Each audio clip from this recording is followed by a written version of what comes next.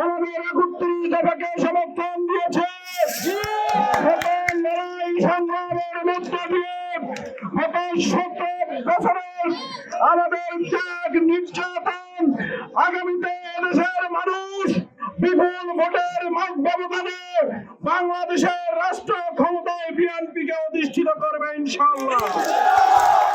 আগামী রাষ্ট্রনায়ক তারেক রহমানের নেতৃত্বে বাংলাদেশ ৩১ দফার ভিত্তিতে পরিচালিত হবে। লড়াই সংগ্রামের পর, হাসিনা পলায়নের পর আগামীর বাংলাদেশ দেশ নায়ক তারেক রহমানের নেতৃত্বে সমৃদ্ধির পথে এগিয়ে যাবে।